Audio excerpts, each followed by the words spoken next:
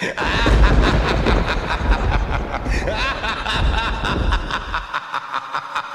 back, everybody, to 31 1990s horror movies for Halloween, where I'm counting down my favorite horror movies from the 1990s.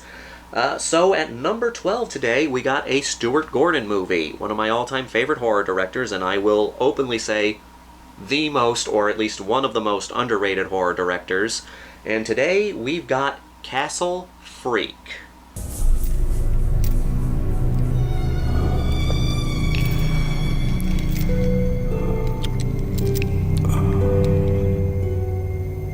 I've done a review of Castle Freak on this channel, and I reviewed the remake, which I found incredibly disappointing.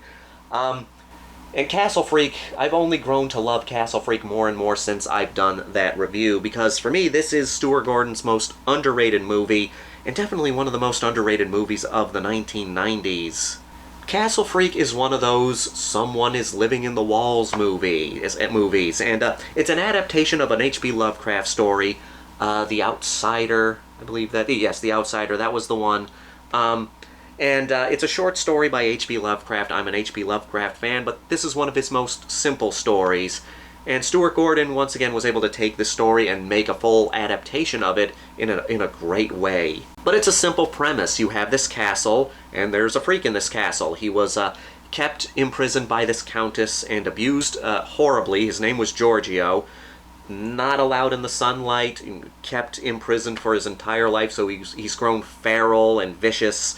And eventually the Countess dies, and the castle is inherited by Jeffrey Combs. Hello, I'm John Riley. This is my wife Susan. Hi. And our daughter Rebecca. So Jeffrey Combs plays John Riley, and he has a wife named Susan, played by Barbara Crampton. They have a little girl, a teenage daughter named Rebecca, who's blind.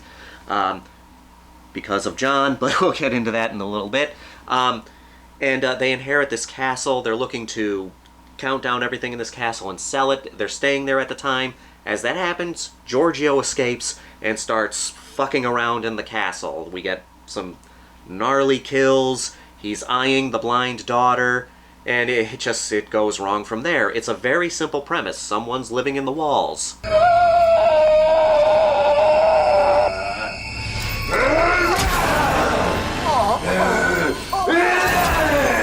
Usually in these movies where you have someone living in the walls, it's not revealed until closer to the end of the movie. It's saved for a twist either in the middle of the movie or towards the end of the movie. But Castle Freak doesn't keep it a secret. It lets you know right away, yes, Giorgio is in this castle with this family. And I think that's a better way to go because it makes the movie more suspenseful. But the premise would make for a good, solid, basic horror movie. But what brings this movie up from a solid horror movie to, I think, a great horror movie is the family drama. Whenever you have a horror movie with some guy wandering around, whether it be a slasher or some kind of monster or a deformed feral person like Giorgio, they can't be on the screen all the time, so you need something interesting happening in between that. And you have some very good stuff happening in between that. So John is a recovering alcoholic. He was an alcoholic who, after drinking one night, is driving his daughter and their son home. Because he was drinking, he got into a car accident, which resulted in their son getting killed and his daughter becoming blind.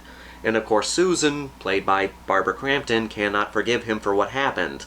So you have this great family drama happening in this castle while you have the Castle Freak wandering around, causing mischief here and there. You were the one who was driving that car, drunk! You blinded Becky! You killed our son! I love Jeffrey Combs as Herbert West. I love Jeffrey Combs in The Beyond, From Beyond. Barbara Crampton and Jeffrey Combs are great in Reanimator and great in From Beyond, and while I do put those movies above Castle Freak because I find them very entertaining and enjoyable, I think Castle Freak has their best performances. Baby boy.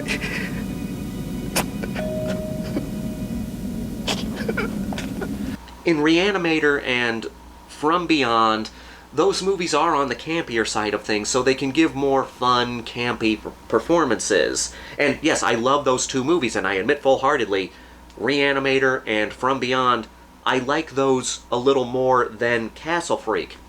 But in Castle Freak, they're giving these heavy, dramatic performances, and they are doing such a great job in those dramatic performances. So, yeah, while I do like Reanimator and From Beyond more than Castle Freak, I will say without a shadow of a doubt, Castle Freak has the best performances from Jeffrey Combs and Barbara Crampton. They are so good. Stop it! For Christ's sake. It's been 9 months. I know. I haven't touched a I drop. know, you've been very good, and I know that I should try to forgive you, that I should want to forgive you, but I can't. John is racked with guilt because of what happened to their son. And you have Susan, who can't forgive him for what happened. But you understand how he feels. Like, he wants his family back. He wants to get his family back together. But he can't really do it because of what happened. Again, the accident caused his son to die and for their daughter to get blinded. And from what I understand, this only happened like 9 months ago. So yeah, I mean, 9 months is not that long to be dealing with such a tragedy. So what's left? You just punishing me? Yes, because God didn't. He just let you walk away without a scratch. And there are scenes, I don't want to give it away here, but there is this, I won't say what happens, but there's this one scene between Jeffrey Combs and Barbara Crampton that was heartbreaking. And you understood why Suzanne went where she went, but you still felt for John because it was so crushing to hear this. It's a great scene.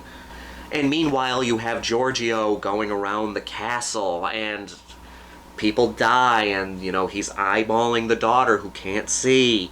And what makes Giorgio such a good villain is he was castrated when he was younger. He still has the sack, he just doesn't have the rod.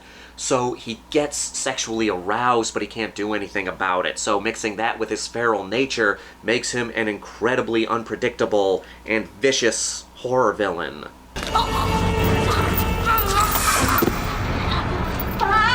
The horror attracted me to Castle Freak. The family drama made me a Castle Freak fan. It's such an underrated movie. I cannot stress that enough. And I will say it's Stuart Gordon's most underrated movie. It's so well done, and I highly recommend checking it out during October this year.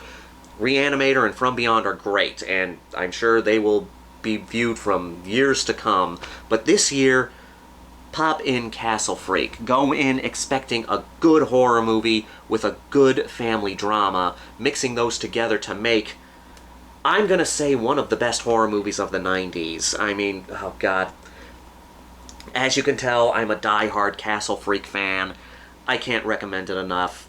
This year, for Halloween, put in Castle Freak. It's just great.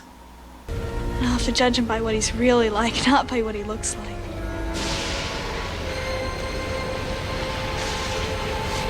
It'll have to be love. The real thing.